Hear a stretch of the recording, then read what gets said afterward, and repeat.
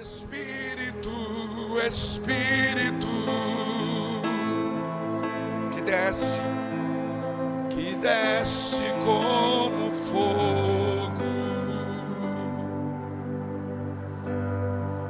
vem como em Pentecoste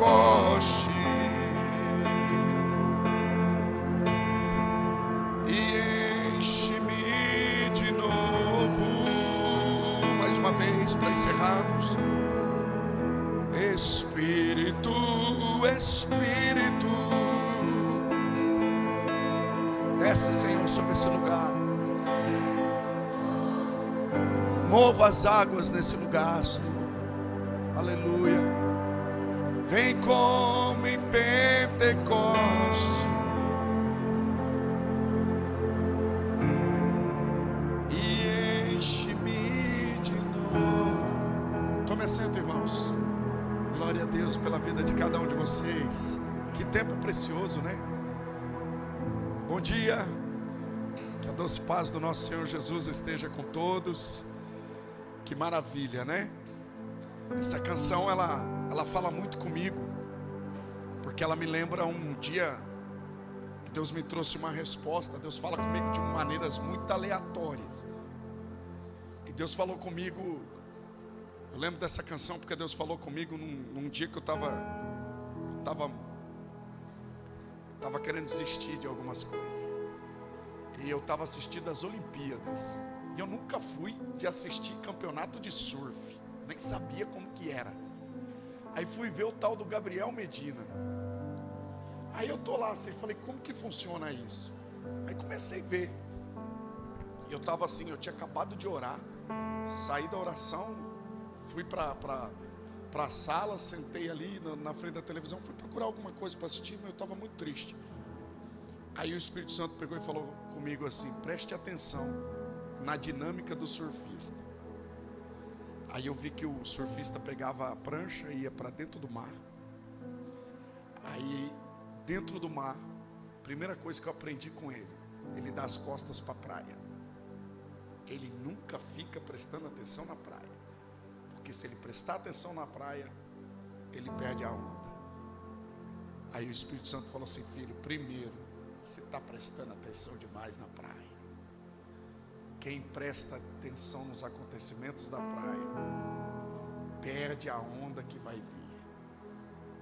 Aí eu fiquei com aquilo na cabeça. Primeira coisa que eu aprendi. Segunda, ele fica na expectativa. Ele fica prestando atenção. Porque a onda vai vir. Ele tem certeza que ela vai vir, mas ele precisa estar atento para que ele não perca a onda certa. Porque ele só precisa de uma, duas ou três ondas. Não precisa de muito, mas ele precisa da onda certa. E ele fica na expectativa, de repente a onda vem. Aí o Espírito Santo falou para mim, filho, você sabe por que você está assim? Porque você quer fazer uma onda para você surfar nela. E você não foi chamado para fazer onda. Você foi chamado para surfar na onda que eu faço. Eu falei, eita. Aí eu lembrei, por que essa canção fez sentido? Porque eu lembrei dos discípulos, quando Jesus disse assim, ó, ficai em Jerusalém, até que do alto sejais revestidos de poder. O que Jesus deu? O endereço do congresso de avivamento, cartaz do congresso de avivamento, Jesus fez naquela hora. Ele falou assim, ó, Jerusalém é o local do avivamento, vocês vão ficar para lá. Tem um lugar, sempre tem um lugar certo, vocês vão para lá. E os discípulos vão. Eles não ficam preocupados com o vento veemente, com a onda que vai vir. O que eles vão fazer? Orar. Ficar na expectativa que a onda vai vir. Quando o vento veemente sopra, a onda do Espírito Santo, o que eles fazem? Sabe o que o Espírito Santo falou para mim? Dentro de tudo isso, a principal chave que ele me liberou assistindo um campeonato de surf. Deus fala comigo umas coisas meio... Você não foi chamado para fazer, você foi chamado para fluir naquilo que eu faço. Isso me trouxe um conforto muito grande. Então é isso que nós precisamos entender. Nós não fomos chamados para fazer, nós somos chamados para fluir naquilo que o Espírito Santo está fazendo. E uma coisa que eu tenho pedido nesses dias: Senhor, não me deixe de fora daquilo que o Senhor está fazendo. Eu quero participar. Gente, vocês estão bem? Então vamos para a palavra. Primeiro eu agradecer, estou feliz de estar com vocês aqui. Eu quero ministrar. Ontem eu falei um pouco sobre o filho pródigo. Na hora que eu estava ministrando, o Espírito Santo falou muito forte ao meu coração. E eu até falei com pastores, porque eu ministrei essa palavra, parte dela, para os voluntários dessa casa aqui há uns anos atrás. Foi em 2019, primeira vez que eu vim aqui. Só que eu quero ministrar ela de uma maneira mais completa. E eu falei com os pastores, falei: pastor, posso ministrar? Eles me deram total liberdade. Então quero que você abra Lucas 15, para nós basearmos aqui. Nós vamos ler verso 17. Lucas 15, verso 17. Estou feliz de ver vocês aqui. Eu sei que muita gente, feriadão, podia dormir até tarde. Se bem que gente que é acostumada a acordar cedo todo dia, aí fala assim: hoje eu vou dormir até tarde. 5 horas da manhã, 6 horas da manhã, o olho, pim. Aí você burla o processo da sua vida. Você não consegue fazer nem o que você programa, né? O corpo não deixa. Você fala: meu Deus, eu estou acostumado a acordar cedo semana toda, chega no feriado que eu quero dormir até mais tarde, não consigo. E ontem perto do hotel tinha um bloco de carnaval, não sei o que era. Eu não sei que demônio que estava solto aqui na cidade de Rio Branco ontem, que eu estendi a mão para o lado da janela e falei: Senhor, em nome de Jesus, esse som não vai impedir eu de dormir. Irmão, não sei o que aconteceu, eu estava muito cansado, porque eu fechei os olhos, apaguei, não vi até que hora que foi aquele som. Mas enfim, Lucas 15, verso de número 17. Tornando em si e caindo em si, ele disse: quantos empregados? A palavra aqui, empregados, na tradução, o escritor, ele coloca essa palavra empregados, mas essa é uma palavra usada pelo filho pródigo. Ele está dizendo, olha o filho pródigo dizendo: quantos empregados do meu pai têm abundância de pão, e eu aqui pereço de fome. Verso 18: levantar-me-ei, irei ter com meu pai, e direi: pai, pequei contra o céu e contra ti. Pode ir passando. Já não sou digno de ser chamado seu filho, faz-me como um dos seus empregados. E levantando-se foi para seu pai, e quando ainda estava longe, viu seu pai, se moveu de íntima compaixão, e correndo lançou-se-lhe ao pescoço e o beijou. Qual foi a primeira figura que ele viu na casa? O pai. Verso de número 21. E o filho disse: pai, pequei contra o céu e perante ti, já não sou digno de ser chamado seu filho. Verso de número 22. Mas o pai disse aos seus... Agora você observa que a visão do filho pródigo é de empregados, e a visão do pai é de... Pega isso aqui, que nós já vamos falar sobre isso. Trazei depressa a melhor roupa e vestilho, e ponde-lhe um anel na mão e sandália nos pés. Verso de número 23. Trazei o bezerro cevado, matai-o e comamos e alegramos. 24. Porque este meu filho estava morto e reviveu, tinha se perdido e foi achado, e começaram a alegrar-se. 25. E o seu filho mais velho estava no campo, e quando veio, chegou perto da casa, ouviu a música e as danças, se incomodou com a música, e chamando um dos servos, perguntou-lhe o que era aquilo. 27. E ele disse: veio teu irmão e teu pai matou o bezerro cevado, porque o recebeu são e salvo. Mas ele se indignou e não queria entrar. E saindo o pai, rogava-lhe que entrasse com ele. Mas respondendo disse ao pai: eis que te sirvo há tantos anos, nunca transgredi um mandamento, mas nunca me deste um cabrito para alegrar-me com os meus amigos. Vindo porém esse seu filho que desperdiçou os teus bens com as meretrizes, o senhor mata o bezerro cevado. E ele disse: filho, tu sempre estás comigo, todas as minhas coisas são tuas, mas era justo alegrarmos-nos e folgarmos, porque esse teu irmão estava morto e reviveu, tinha se perdido e achou-se. Amém, igreja? Irmãos, eu quero falar aqui sobre expansão do reino de Deus. Eu quero falar sobre isso nesse tempo que nós temos aqui. eu quero falar sobre o reino de Deus que se expande. Primeira coisa que nós precisamos entender é que o reino de Deus é lugar de servos. O reino é lugar de servos. E servir revela algumas coisas. Quando nós servimos, nós revelamos alguma coisa. Para você que está anotando, primeira coisa que nós revelamos quando servimos: prioridade. Porque o reino de Deus é movido por prioridade. Buscai primeiro o reino de Deus. Então o reino é movido por prioridade. Se o reino de Deus é prioridade na sua vida, você vai sempre servir. Você sempre vai estar servindo. Porque tem gente que fala assim: não tenho tempo. Eu não tenho tempo para estar na igreja. Eu não tenho tempo para fazer isso. Eu não tenho tempo para fazer aquilo. Eu não tenho tempo para cuidar da porta. Eu não tenho tempo para cuidar do estacionamento. Eu não tenho tempo para isso. Não, você não tem prioridade. Porque tudo que nós temos prioridade, nós temos tempo. Então inverta isso. Isso tem que ser desinstalado da sua mente. Eu não tenho tempo, isso é desculpa. Porque o que mais temos é tempo. Tudo que é prioridade na nossa vida, pastor, nós temos tempo. Por que nós estamos aqui hoje pela manhã? Porque nós priorizamos. Nós estamos aqui investindo um tempo no reino de Deus. Porque isso para nós é prioridade. Nós poderíamos ter feito outras coisas. Se a gente tivesse priorizado hoje pela manhã, visitar alguém, um amigo, ter ido para o resort, tem prioridades. Mas você veio aqui por quê? Pela agenda da igreja? Por um convite do pastor? Não, isso ainda não tem como atingir um nível de riqueza. A gente torna isso rico, ou torna isso precioso, quando a gente vai, porque é uma busca do reino, uma prioridade do reino. E aí você diz assim: mas pastor Júlio, o reino, ele precisa que haja prioridade no reino de Deus? Pastor Júlio, precisa que haja prioridade no reino de Deus? Sim. Porque a prioridade faz você preencher uma necessidade do reino. Mas pastor Júlio, o reino tem necessidade? Sim, o reino tem necessidade. Lembra de Jesus em Samaria? Por que Jesus entrou em Samaria? Como judeu, ele tinha necessidade de entrar em Samaria?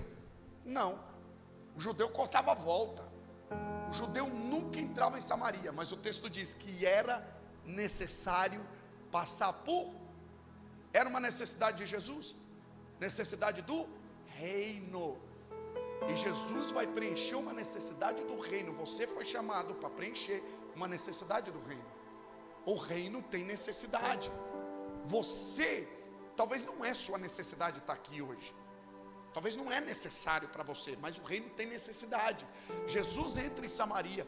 Os discípulos foram para outros lugares, mas Jesus entrou sozinho em Samaria, porque era necessário. Necessidade do reino. O reino tem necessidade? Tem, mas pastor Júlio, Deus é o dono do ouro e da prata. Eu sei. Mas isso não é uma necessidade monetária. É uma necessidade de pessoas.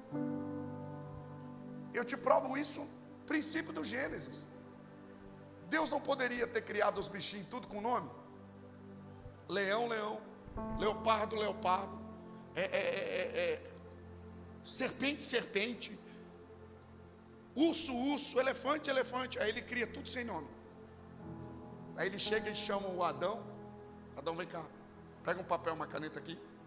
Dá nome para esses bichinhos aí para mim.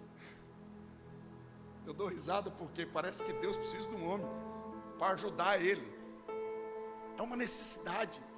Deus, ele cria a necessidade do reino para que o homem participe daquilo que ele está fazendo. Deus quer que o homem participe da criação. Deus quer que o homem participe da obra dele. Então, Deus gera necessidade para que você participe daquilo que ele está fazendo. Então Deus quer que você seja participante daquilo que ele está fazendo. Está fazendo sentido o que eu estou dizendo aqui? Então ele cria. Ele chama um homem e fala: vai dar nome para os bichinhos. Então servir o reino fala de prioridade.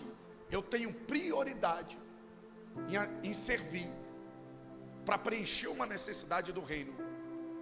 Isso é fato. Segundo, servir revela fidelidade. Tudo que eu priorizo, eu fidelizo. Se eu sou fiel à minha esposa, é porque ela é prioridade na minha vida. Se eu sou fiel, pastor, aos meus filhos, é porque os meus filhos são prioridades na minha vida. O dia que minha esposa deixar de ser prioridade para mim, é porque em algum momento eu estou sendo infiel a ela. O dia que os meus filhos deixar de ser prioridade para mim, é porque em algum momento eu vou ser infiel a eles. O dia que a empresa onde eu trabalho deixar de ser prioridade para mim, em algum momento eu vou ser desleal a ela. Então servir fala de fidelidade. Por que eu sirvo? Porque eu sou fiel. Fiel a quem? Ao Deus da obra. Então não tem como você dizer que é fiel a Deus se você não está ocupado com alguma coisa que Deus está fazendo. Porque fidelidade não tem a ver com palavras. Fidelidade tem a ver com ações. Não adianta a pessoa dizer que é leal a você. Não adianta alguém dizer que é fiel a você se ela não prova. Se ela nunca está quando precisa. Se ela nunca te prioriza. Isso não tem fidelidade. O que é fidelidade? Um cliente que compra sempre naquele supermercado, ele é um cliente fiel. No mundo do empreendedorismo, quanto mais você consome algo em um lugar, mais você é fiel àquele lugar. Quanto mais você consome um produto de alguém, mais você prova a fidelidade. Isso, fidelidade tem a ver com ação.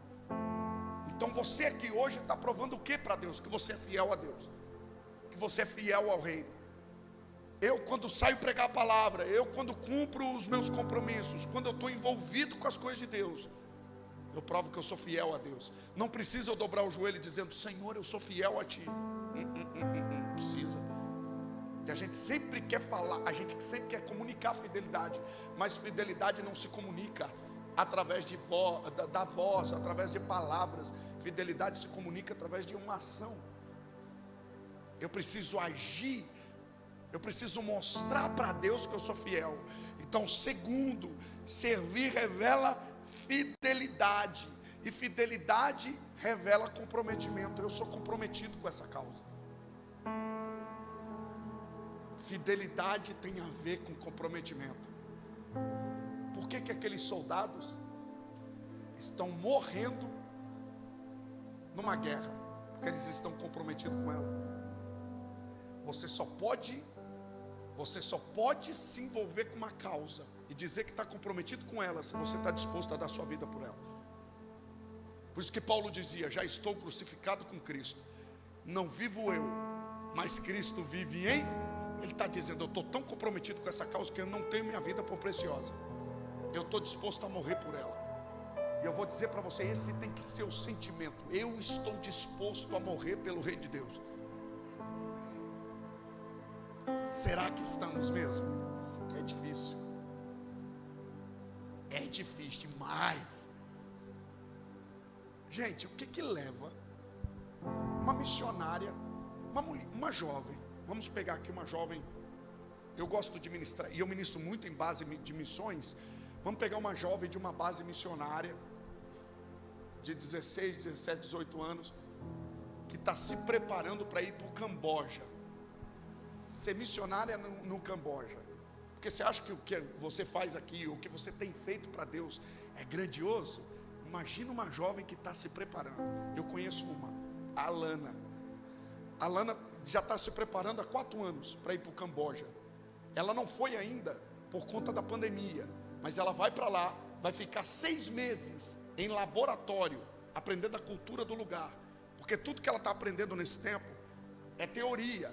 Ela vai ficar 6 meses lá aprendendo a cultura, ela não vai evangelizar, ela vai ficar 6 meses de adaptação, aí ela volta para o Brasil, passa mais um período no Brasil para ir, em definitivo, trabalhar com mulheres que são com tráfico de mulheres, porque lá é assim: mulher é oferecida para pagar conta dívida. Aí o que tem que fazer?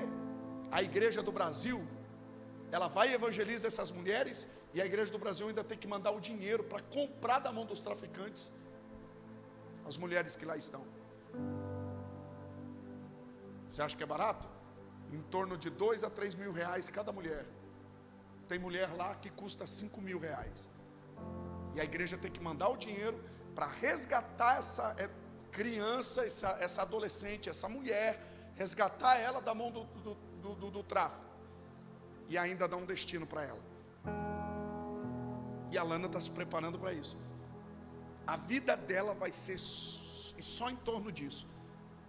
Trabalhar com o tráfico de mulheres. As feministas de computador não tem coragem de fazer o que a Lana vai fazer. Porque ser feminista no computadorzinho, no ar-condicionado é fácil. Levantar a bandeira da mulher no computador é fácil. Quero ver se preparar 4 anos como ela está se preparando. E ir ficar 6 meses, depois voltar, passar mais um tempo de preparo e ir em definitivo. E abrir mão da família, abrir mão de tanta coisa. Eu sento com ela e falo assim: Alana, o que é gerado no seu coração? Amor por missões. Aí pensa comigo. Aí uma pessoa dessa faz tudo isso, vai lá. Eu vou agora aprofundar um pouco mais. Vai lá para a África. Depois de um tempo de preparo, aí chega lá, está cuidando das crianças, de repente vem as milícias e pega ela, prende ela, e fazem aqueles absurdos com ela.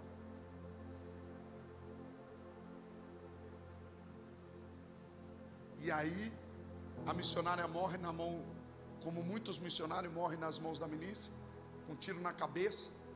Mulheres missionárias que são estupradas, violentadas por vários homens, por vários dias. Eu estou falando para você, você acha que o que você faz para Deus é muito? Não é nada. Aí você olha assim, mas pastor, não faz sentido uma pessoa largar tudo isso e ir lá e morrer do jeito que está, do jeito que morre. É porque a gente pensa assim, que tragédia o jeito que morreu. Mas a tragédia não está na morte. A tragédia está em como vivemos. Para Deus pouco importa o jeito que você vai morrer. Para Deus importa o que a gente vive. É como a gente vive. Se você olhar para os discípulos, o jeito que eles morreram, você vai falar, que tragédia. João Batista com a cabeça numa bandeja. Mas pega a vida de João Batista. E a Bíblia diz, Jesus diz que aquele que perder a sua vida por amor a Ele, ganhará a vida. Eu tenho certeza que nem a morte toca numa vida dessa. Nem a morte toca. Apagou na terra, já acorda na eternidade com Deus. Eu não tenho dúvida disso. Então não é como morremos, é como vivemos. Para Deus mais importante do que como vamos morrer, é como vivemos. Então aí eu te pergunto, será que você está preparado a dar a sua vida? Então, pastor Júlio, o que é comprometimento? Você está disposto a dar a vida por essa causa? Pensa.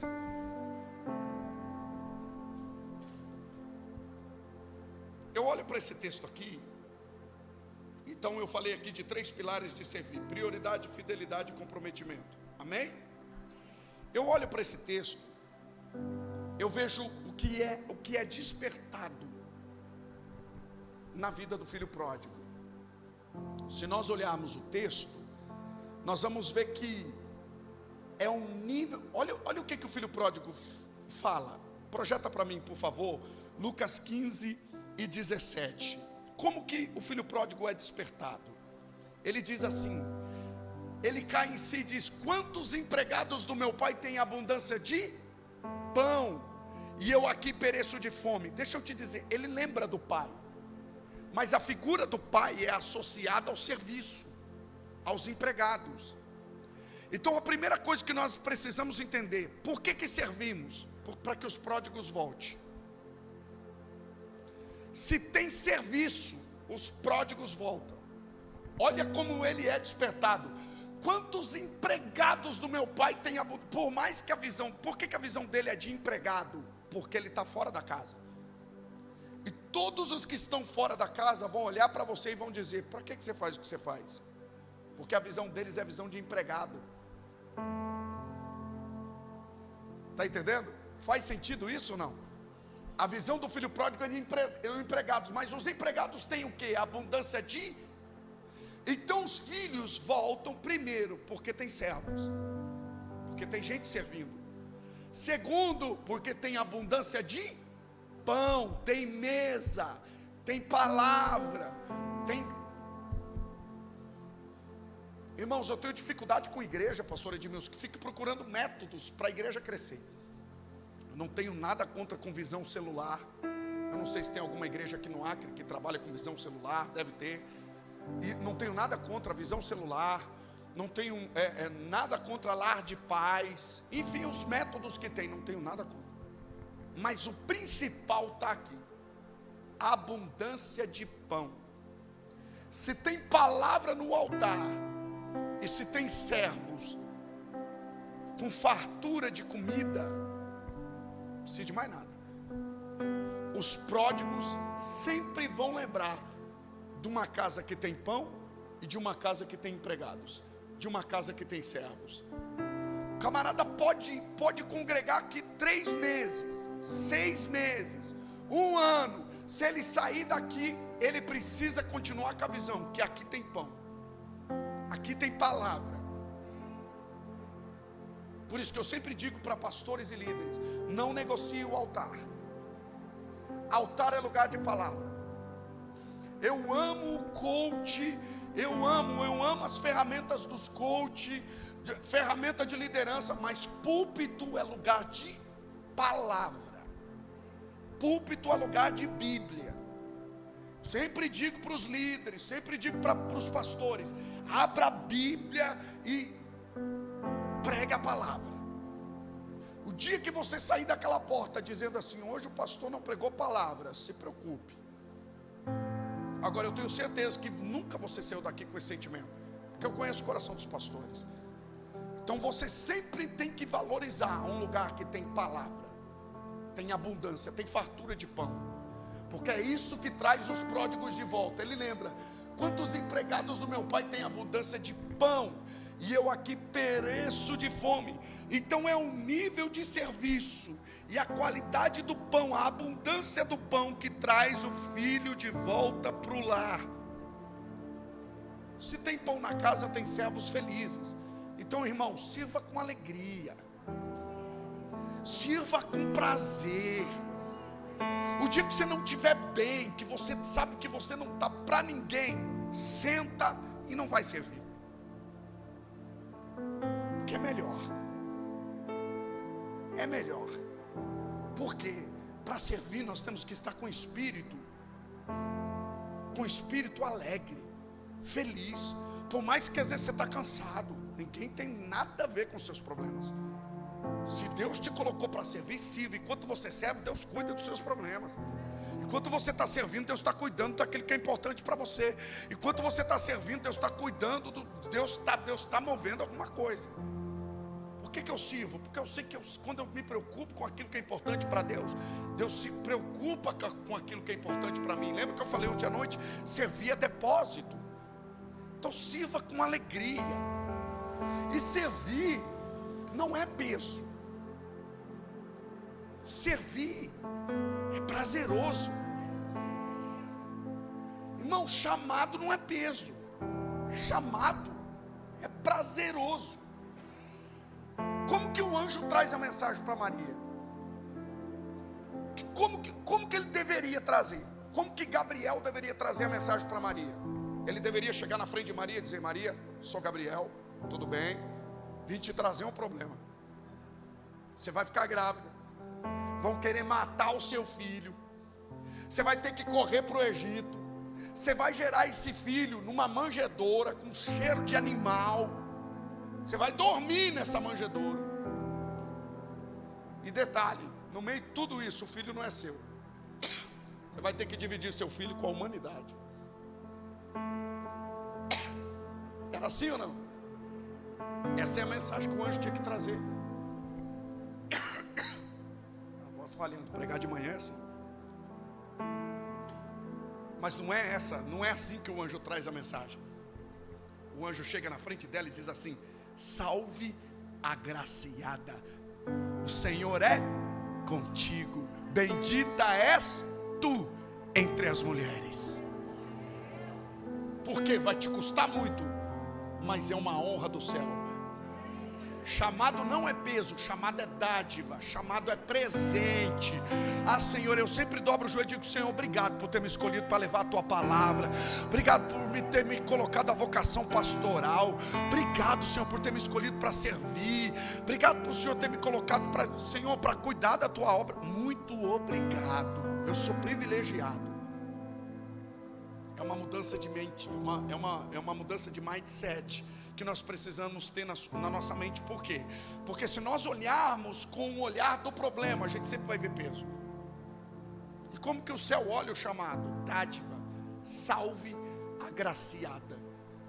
O Senhor é contigo. Você foi escolhida no meio de tantas.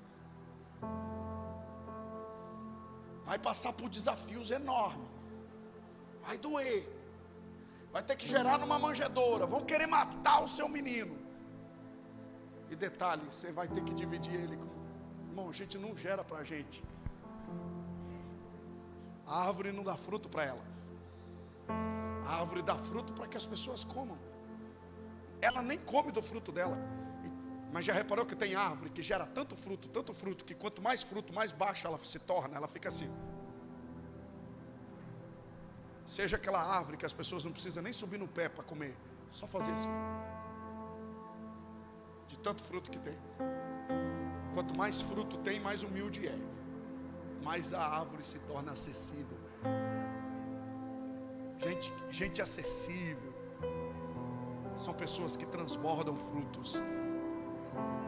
Então você foi chamado para gerar frutos. Servir é fortalecer conexões. Fora da casa do pai, como que eram as conexões? Por conveniência. Fora da casa do pai, como que eram as amizades? Por conveniência. Pega aqui. Quando o filho pródigo saiu de casa, ele tinha muitos amigos. Mas quando ele voltou sozinho. Nós precisamos entender que os pródigos vão voltar sozinho. E é aqui que eles precisam ser recebidos. Aqui que eles precisam entender o que é comunhão. Porque eles perderam os amigos lá fora. Ou eles perceberam que os amigos lá fora não são de verdade. Ou eles perceberam que os amigos lá fora são amigos por conveniência. Então os pródigos voltam. Por que os pródigos voltam sozinhos? Porque ele entende que aqui dentro é lugar do quê? Dos amigos de Deus.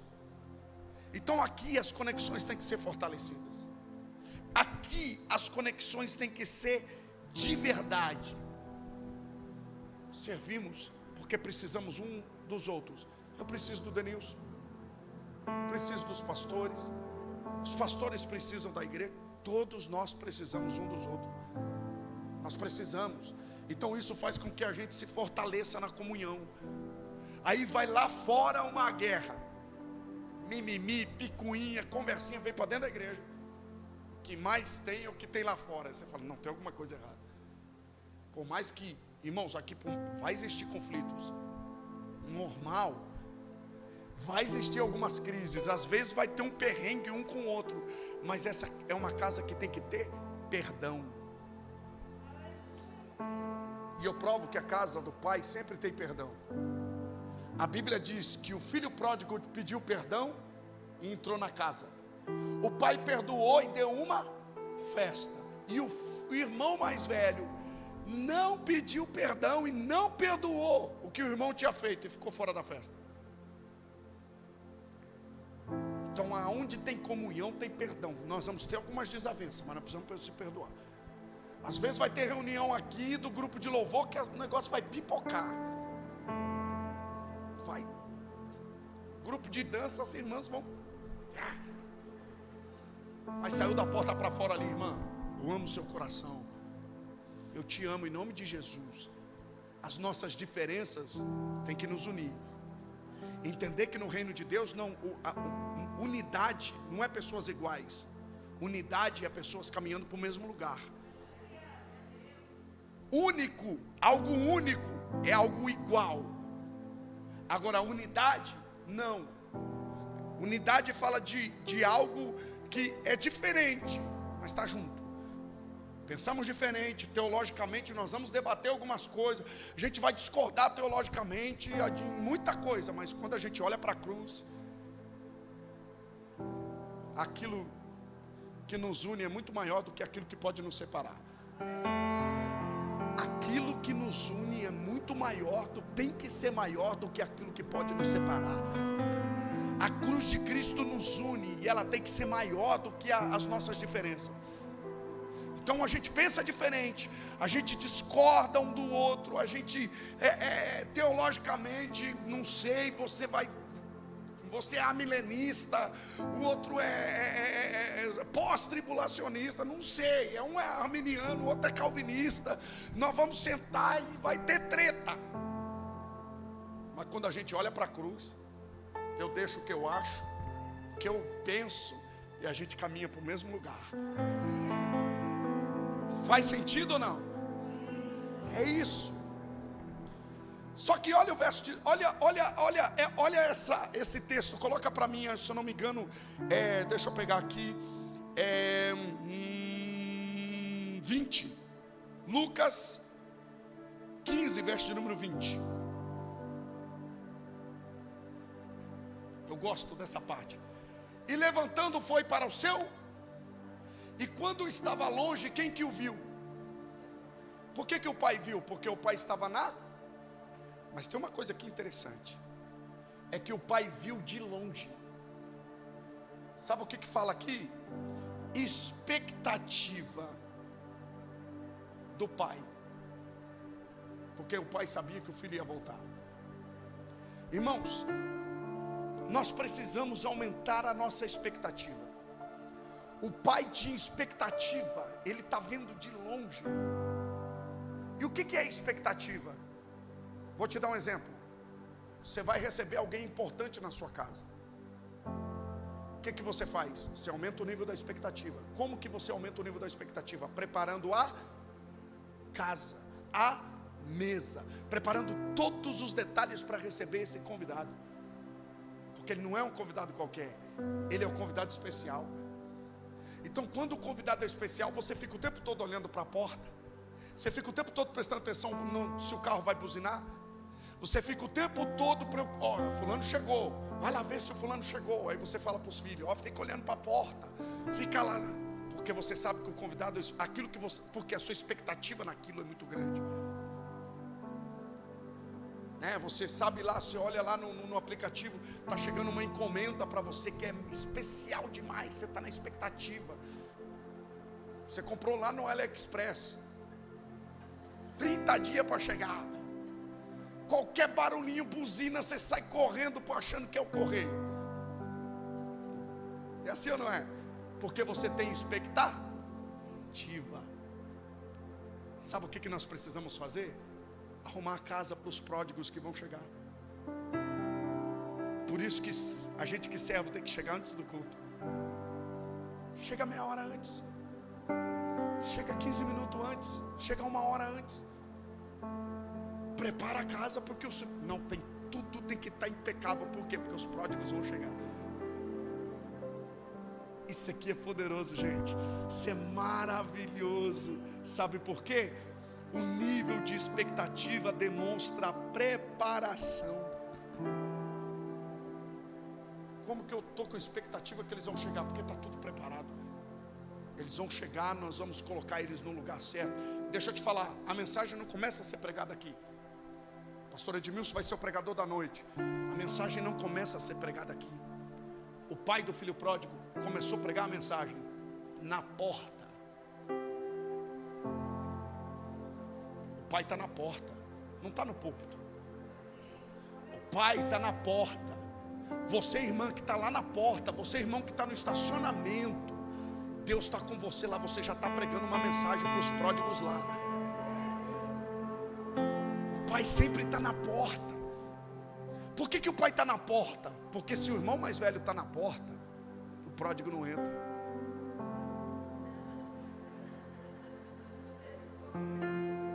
Você quer forte. E tem muito lugar por aí que é o irmão mais velho que está na porta. Está com uma cara emburrada, está julgando a roupa de quem está entrando, está dizendo, ó, fulano aceitou Jesus ontem. Porque tem lugar por aí, tem lugar que é assim, o camarada chegou aqui cheio de tatuagem, piercing, daquele jeito. Se no outro culto ele não vier de terno e gravata, não aceitou Jesus. Aí o irmão da porta fecha a cara, porque ele acha que vai mudar da noite para o dia. Deixa eu te falar, irmão, se terno e gravata fosse sinônimo de santidade, Brasília seria o santo dos santos. Os homens mais podres dessa nação, mais corruptos, andam como? Nada contra quem usa terno e gravata, irmão. Eu gosto, de vez em quando eu uso, não tem problema nenhum. Eu estou falando com relação à santidade, não tem nada a ver. Você sabe qual é o problema do filho mais velho? É que ele está querendo que o pródigo seja liberto, quando ele não está liberto. E essa é uma hipocrisia da religiosidade. Exige libertação dos outros quando ela não está liberta, quando ele não está liberto. Nós precisamos se compadecer e entender que ninguém dorme de um jeito e acorda do outro. Pastor Júlio, você crê numa libertação instantânea? Creio, Deus faz. Paulo foi liberto instantaneamente. No encontro com Deus, Paulo já saiu entendendo, apesar de que ele ficou cego. Na realidade ele foi cego a vida toda. Ele quando encontrou com Jesus, ele começou a ver. Mas o que eu quero deixar claro é que libertação também é processo. Às vezes o camarada aceitou Jesus aqui hoje, amanhã ele vai voltar do mesmo jeito. Amanhã talvez ele vai vir com um cigarro até no estacionamento, vai fumar ali no estacionamento da igreja, vai jogar o cigarro, vai entrar aqui. Mas Deus não é, a igreja não foi chamada para libertar ninguém. Quem liberta é o abraço do Pai. O que liberta é a presença do Espírito Santo. O que nós somos chamados para fazer, pastor Júlio? Para pregar a palavra. Nós somos chamados para apontar um destino, que é o céu. O resto é o Espírito Santo que faz. O camarada veio fumando, pastor. O camarada aí, ó, tá aí. Rapaz, ele é novo. Deixa Deus trabalhar na vida dele. Daqui 2 meses, eu lembro do meu pai lá na Itaipu, na época da construção da Itaipu.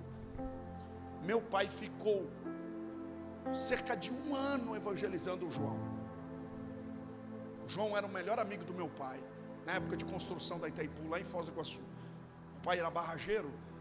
Meu pai ficou mais de 1 ano, cerca de aproximadamente 1 ano e 2 meses, 1 ano, evangelizando o João. Aproveitava a hora do almoço, palavra. Aí passou lá. Todo esse tempo meu pai está na igreja, Assembleia de Deus, lá em Foz do Iguaçu. Aí chega o João. E o João fumava muito. O João fumava quase uma carteira por dia. Aí chega o João, meu pai vibra. E o João ficou indo para a igreja várias vezes, não se entregava a Cristo. Na hora do apelo, mas o Espírito Santo já estava trabalhando. Aí um dia meu pai falou para ele: João, por que você não se entrega a Jesus? Eu vejo você indo para a igreja várias vezes. Ele falou assim: porque eu não consigo me libertar do cigarro, Zé, e eu só quero me entregar. Meu pai falou assim: se entrega e deixa o Espírito Santo fazer o resto. Um dia na igreja o João levanta a mão, vem para frente, se entrega a Cristo. E sabe quantos meses o João ainda ficou fumando, mesmo entregue a sua vida a Cristo? Cerca de 7 meses. Meu pai olhava e não se escandalizava. Meu pai disse que Deus trabalhou tanto na vida dele, na religiosidade dele, porque era difícil ver o João na igreja e continuar fumando. Mas meu pai dizia: não, o Espírito Santo vai fazer a obra. E aí João: Zé, eu estou lutando para largar o cigarro, mas me custa tanto. Continua indo para a casa do Senhor, não larga dos pés do Senhor, que de uma hora. Aí um dia o João olhou aquilo e começou a ter nojo do cigarro. Até que um dia ele chegou no trabalho e falou assim: Zé, estou liberto. Acordei hoje pela manhã, não consegui fumar, e eu sei que a partir de hoje eu estou liberto. E foi liberto mesmo. Hoje o João é obreiro na casa do Senhor e está servindo a Deus. Porque nós precisamos entender que quem faz a obra é o Senhor. Vidas em construção é nós ajudarmos na construção de outras vidas, entendendo que cada um tem o seu tempo. Não se escandaliza não, deixa Deus trabalhar. Amém ou não amém? Então essa expectativa do pai é poderosa, porque o pai ele está na porta. O pai está na porta cuidando do filho pródigo. E quando ele chega, o texto diz que o pai, coloca para mim aí, vou incomodar você. Coloca para mim aí o verso 20. Quando o pai viu, o pai se moveu de íntima. O pai se moveu de íntima com paixão e correndo lançou-se-lhe ao pescoço e o beijou. O pai ficou apontando o dedo dizendo assim: o que você fez com o dinheiro que eu te dei? O pai ficou apontando o dedo dizendo assim: cadê a herança que eu te dei? O pai ficou apontando o dedo dizendo assim: você é isso e isso e isso. O pai ficou falando assim: você tem coragem de voltar para casa depois de tudo que você fez? O pai é poderoso. Quem aponta o erro é a religiosidade. O pai, o que o pai faz? O pai comunica valores. O pai comunica os valores da casa. Quando você abraça alguém, quando você se move de compaixão por alguém que está nas drogas, que está no vício, que está no álcool, que entrou aqui, e você viu que ele está numa guerra ali, quando você o abraça, quando você diz seja bem-vindo, quando você diz assim, essa casa é sua casa, volte sempre, você está comunicando os valores do pai, porque o pai quer comunicar os valores dele a partir de nós. O que nós precisamos ter? Íntima compaixão, se compadecer, entendeu? Se compadecer, isso aqui é poderoso, porque o pai comunica valores. O pai correu, olha que interessante, o pai sente compaixão, aí ele age. O texto diz que ele se moveu de íntima compaixão e correndo. Tem que haver ação, irmão, precisa haver ação. O que é ação? Abençoe as pessoas que entram aqui, abrace, por mais difícil que está sendo o seu dia, comunique os valores. Isso fala de ação. O pai se moveu, não é o pródigo que se move, é o pai que se move até ele. Aqui está falando de uma ação do pai. Quando ele se aproxima da casa, e é interessante que o filho pródigo estava como? Ele estava vindo da onde? De um chiqueiro de porcos. Como é que ele estava? Ah, irmão, não dá não.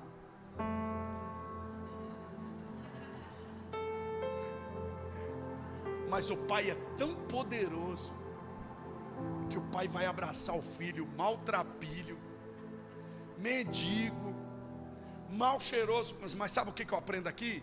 Quando o pai abraça o filho, não é o mau cheiro do filho que contamina o pai, é o bom perfume do pai que não é a sujeira do filho que contamina o pai. Aleluia, é o bom perfume do pai que faz com que o filho seja. O tratamento com o filho começou como? No abraço. A libertação começou como? No abraço. Porque quando o pai abraça, o pai é cheiroso ou não é? Será que ele é, não? Eita glória. Pai cheiroso é outra vibe, irmão. Nós temos o pai mais cheiroso do mundo. Um dia você vai sentir o cheiro dele. Você vai abraçar ele, vai sentir o cheiro no pescoço dele, no cangote dele, como diz. Então quando o pai abraça o filho, irmão, fica tranquilo, vai te contaminar não. Não, porque você viu o fulano, você era traficante. Não, isso aí, não, nem olha. Está com medo do quê? Sirva, abraça. Irmãos, isso aqui é tão poderoso. Deixa eu abrir um parênteses aqui. Eu fui pregar numa igreja no Espírito Santo. Eu estou chegando na porta da igreja. Aí chega um senhor grisalho, bem bonito. Tem uns velhão bonito, né? Grisalho assim. chegou perto de mim, ele com uma postura assim, chegou perto de mim e falou assim: pastor Júlio, como é que o senhor está? Bem polido. Eu falei: estou bem.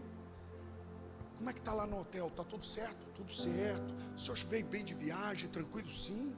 Ó, se o senhor precisar de alguma coisa, fala comigo que eu estou aqui para te servir. Amém. Aí eu andei um pouquinho, ele ficou na porta, eu andei com o pastor que estava comigo assim. Falei: pastor, quem que é esse rapaz? Quem que é esse senhor? Ele falou assim: pastor Júlio. Ele parou assim na entrada da igreja e falou assim: esse camarada aí é um dos homens mais ricos do Brasil. Eu falei: você está de brincadeira? É. Ele é o homem que senta com a ministra Tereza Cristina para decidir o futuro do café na nossa nação.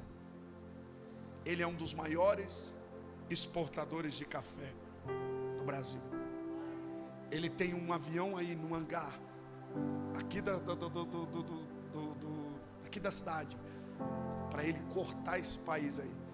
Viaja para cima e para baixo. Falei: está na porta servindo? É. Falei: uau.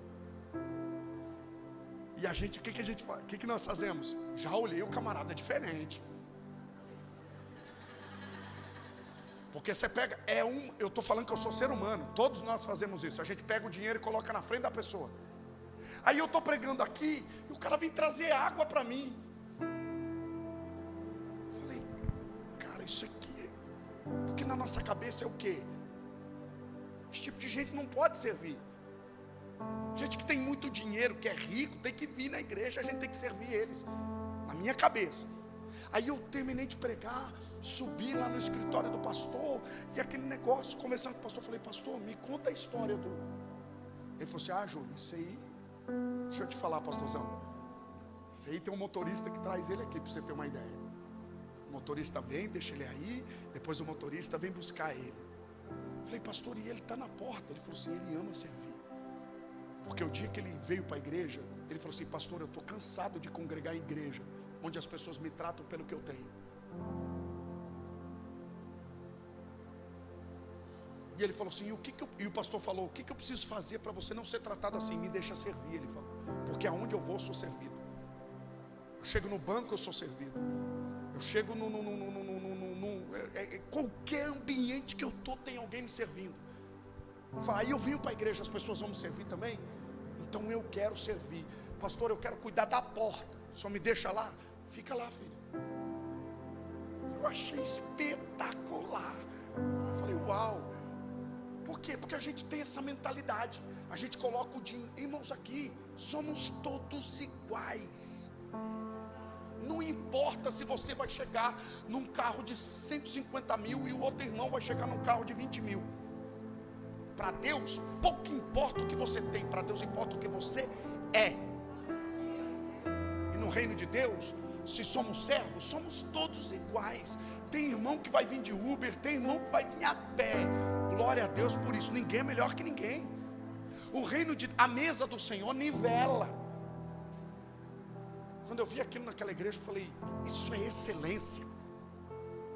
Porque tem lugar por aí que o camarada, só porque tem um dinheirinho, é consagrado até a pastor e não tem nem chamado para ser. Aqui no Acre não tem isso, mas em alguns lugares do Brasil, que tem um bom dízimo, não tem nem vocação. Aí coloca o camarada no púlpito, ou coloca o camarada. Aí o que o camarada às vezes não tem chamado para aquilo, o que ele faz? Vai embora. Porque não tem chamado para aquilo. Chamado não tem nada a ver com posses. Agora, servir, todos nós somos chamados para servir. Não importa se a irmã vai servir com colar de ouro, se vai servir aqui ou lá no novo templo, que vai ser poderoso, irmão. Eu vou vir pregar nesse novo templo. Vai ser uma conferência poderosa. Nós já estamos sendo treinados para esse novo templo. Não importa se a pessoa está com um vestido de 10 mil reais, de 5 mil, e a outra irmã está com um vestido comprado ali no Vem Que Tem. Importa. O que importa é que somos iguais para Deus. É que a gente nós colocamos dinheiro na frente das pessoas. Faz sentido o que eu estou pregando ou não? Faz sentido o que eu estou dizendo aqui essa manhã? Então é isso. Nós precisamos entender que o Pai comunica valores. E como o Pai comunica valores? Através da íntima compaixão. Ele se move por íntimo. Quanto mais difícil deve ser uma pessoa, mais a gente deve amar. Cuidado com aquela pessoa que você diz assim: eu não tenho mais jeito. Pode ser o próximo pródigo que Deus vai colocar em um lugar de honra. Cuidado com aquela criança que você vê, porque eu dei trabalho para diácono na igreja, para voluntário, irmão. Nossa, no estacionamento, e parece que filho de obreiro é os que mais dá trabalho. Filho de obreiro já nasce pentecostal.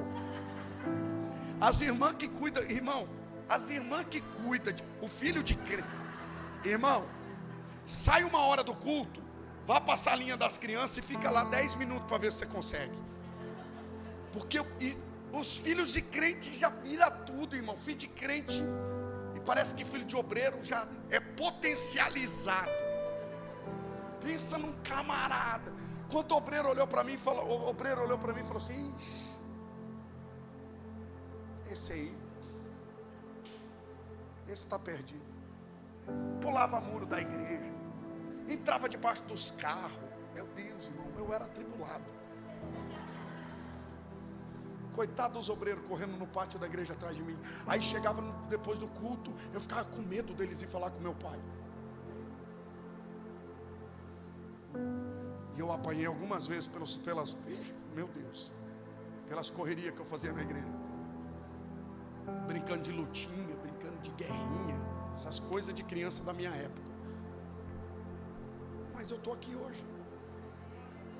Irmão, parece que Deus ama criança, pessoa que quanto mais dá trabalho, mais Deus fala: é aí que eu vou investir. Então, irmão, olha aqui, olhe com os olhos de Deus. Seu filho é aquele filho pentecostal, olha para ele e fala assim: você vai ser uma bênção na casa do Senhor.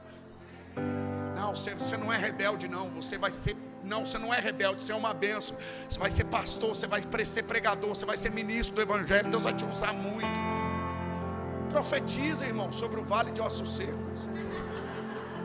Profetiza. Os irmãos estão rindo. Já estou encerrando, irmão. Salinha de culto de irmão não dá certo, não. Eu não tenho paciência. Eu louvo a Deus pelas irmãs. Ó, irmão, você que tem seu filho, traz uma lembrancinha para a irmã da salinha de vez em quando. Mima ela, né? As irmãs, cadê as irmãs que trabalham com as crianças? Levanta a mão aí. Ei, vocês são guerreiras demais. Aplauda o Senhor pela vida delas. Essas mulheres.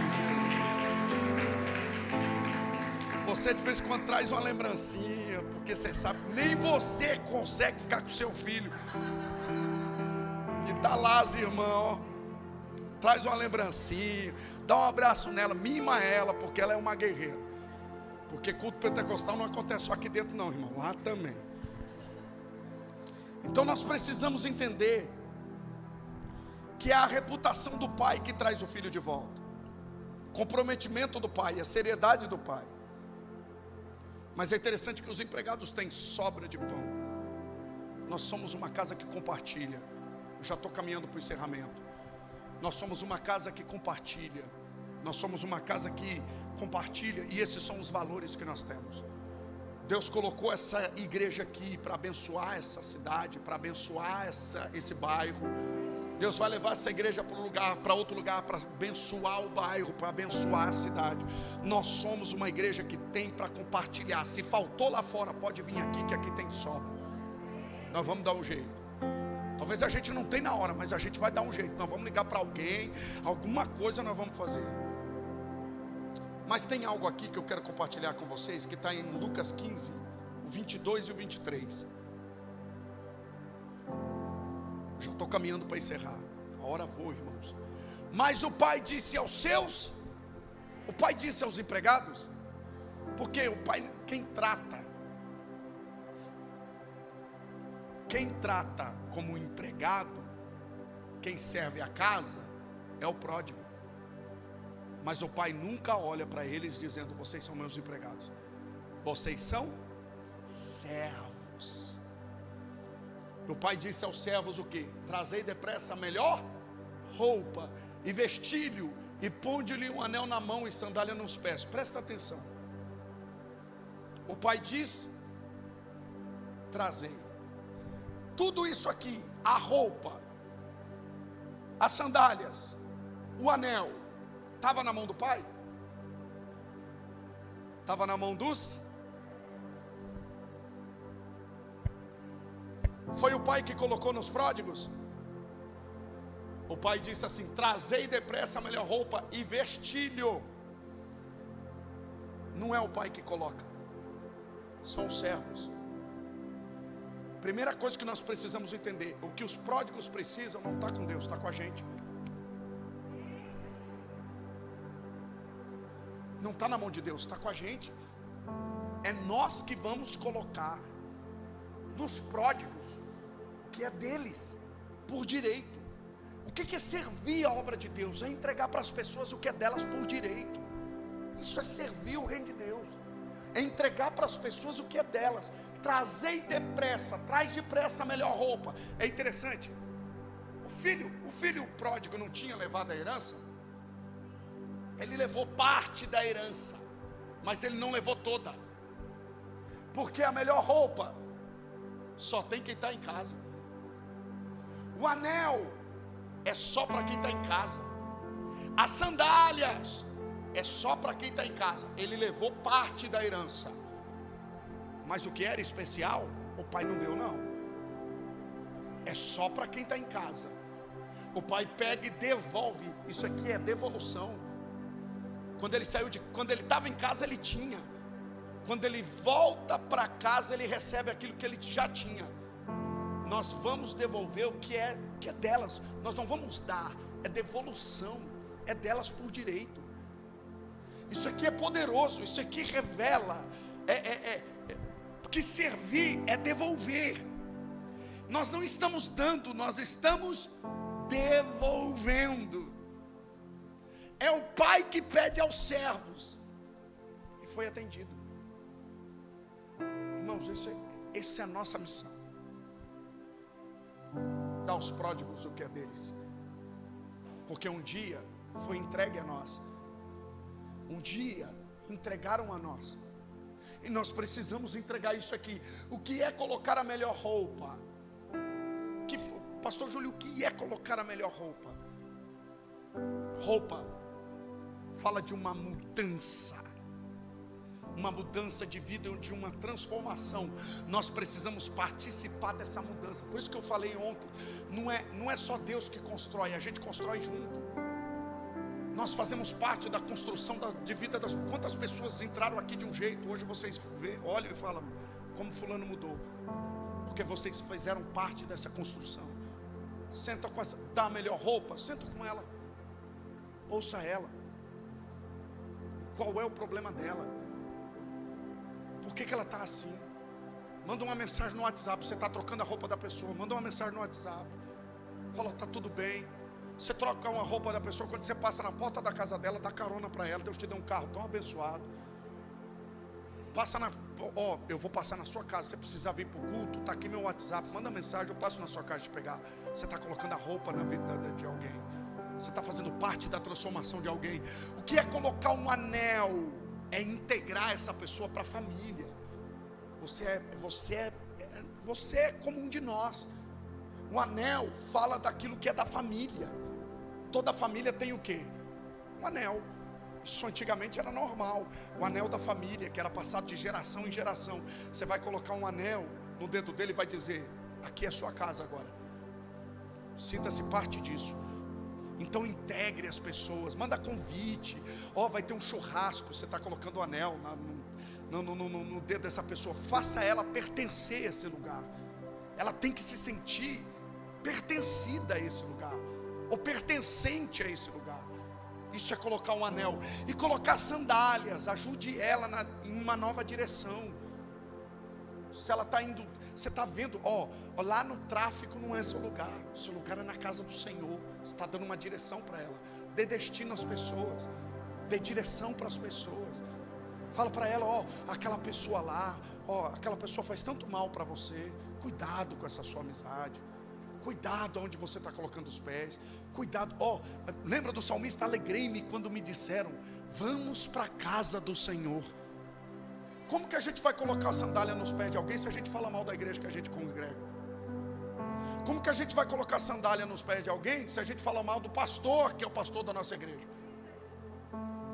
Tem mãe por aí que fala assim: Senhor, eu ainda quero ver meus filhos na tua casa, mas vive falando mal do pastor. Como que o filho vai voltar para casa? Chega uma visita: não, mas o pastor, não, mas lá. Irmão, cuidado com o que você fala dos problemas da igreja. Igreja tem problema? Tem. Mas sente, quando você vai falar dos problemas da igreja, senta com alguém que é maduro o suficiente para ouvir isso. E fale isoladamente.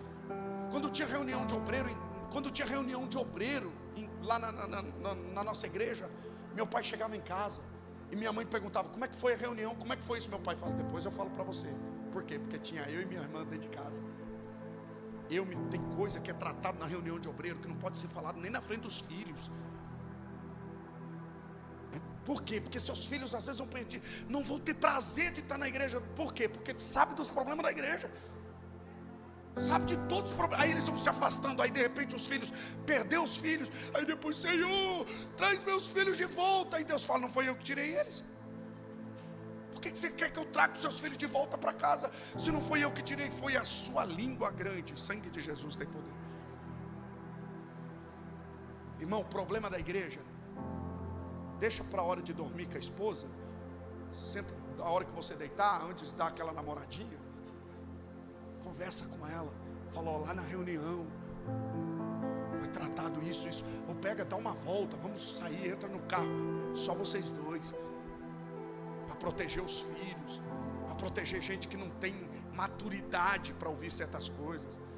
A gente precisa do quê? De sabedoria. Seja simples como uma pomba e prudente como uma serpente. Então tenha cuidado nessa comunicação da situação. Aí os filhos têm que amar a casa do Senhor. Como que eles amam? Fique falando das bênçãos do Senhor aqui. Nossa, filho, culto. Nossa, a escolinha das crianças. Filho, a igreja que o pastor está planejando. A salinha das crianças vai ser maravilhosa. Faça ele sonhar com isso. Vai ter ar-condicionado, vai ser colorido, vai ser... Não, faz ele sonhar. Faça os filhos ter desejo de vir para a casa do Senhor, como? Tendo você prazer de vir para a casa do Senhor. Tendo prazer de acordar pela manhã e dizer, hoje tem culto. Já acorda pela manhã no domingo dizendo: hoje é culto, hoje é domingo. Ah, pai, de novo culto? Sim, vamos para a casa do Senhor. Alegrei-me quando me disseram, alegria, vamos à casa do Senhor. Não venha dentro do carro: ai, mais um dia, mais uma reunião, mais um culto, mais não sei o que, eu estou cansado. Irmão, você está cansado? Ainda que você esteja, não fala não. Faz sentido o que eu estou dizendo ou não? Então colocar sandália nos pés das pessoas é dar a elas uma nova direção, é dar a elas um novo destino. E eu encerro agora Lucas 15, 23. Para me encerrar, tem tanta coisa aqui, irmão, mas não dá tempo. Isso aqui precisa de umas 5 aulas. É muita coisa, muita. Vou passar o dedo aqui várias vezes. Trazei o bezerro cevado e matai-o, e comamos e alegramos. Sabe o que fala disso? Casa do Pai tem que ter alegria. Irmão, se alguém veio para frente, não deixa essa pessoa vir para frente aceitando Jesus. Vem junto. Abraça ela aqui, chora com ela. Ela tem que se sentir abraçada. E faça festa. Por quê? Porque o céu está em festa. Nós precisamos fazer com que a festa do céu se una com a festa da terra. Se uma pessoa aceitou Jesus, já valeu a pena os cultos do ano todo. Então o que você faz? Celebre, aplauda Jesus. Vem uma pessoa para frente, não precisa o pastor falar: aplauda o Senhor Jesus por essa vida. Não precisa, aplauda, glorifica. Os obreiros, exalta o Senhor. Valeu a pena o que você está fazendo no reino. Uma alma se entregou para Cristo. Se você morresse naquele momento, sua missão já seria cumprida. Alegre, celebre. Tem igreja que uma pessoa vem, irmão, parece um velório. O pastor está pregando, de repente, irmãos, tem alguém para aceitar Jesus, vem um jovem chorando e se entrega a Cristo. A igreja não reage. Enquanto isso, como que está o céu, os anjos? Não, imagina aquele negócio que solta aqueles confetes e aquela festa. Por que o irmão mais velho não participou da festa? Porque ele não sabe celebrar. Até a música da festa incomoda ele. Esse é o espírito do irmão mais velho, sempre se incomoda com celebração. Para que tanta festa? Para que isso? Para que isso é o espírito do irmão mais velho? O irmão mais velho ele não se sente parte da casa, ele não tem pertencimento. Porque ele olha para casa e diz assim: pai, o senhor nunca matou um cabrito para mim. Ué, filho, tudo que está na casa é seu. Tudo que está dentro da casa já é seu. Você tem que pertencer. Se você está aqui dentro, irmão, e pertence, tem festa todo culto, toda celebração tem festa. Por quê? Porque o espírito do irmão mais velho não pode estar dentro de mim. É melhor ser um pródigo, porque o irmão mais velho está dentro de casa e está perdido, e tem gente que está dentro da casa e está perdido. Você acha que perdido é só quem sai? Tem muita gente que ficou, que está perdido igual quem saiu. Tem gente por aí perdidinho, porque não sabe celebrar, não sabe participar da festa. Mas eu louvo a Deus pela sua vida, porque você está aqui. Fica em pé em nome de Jesus.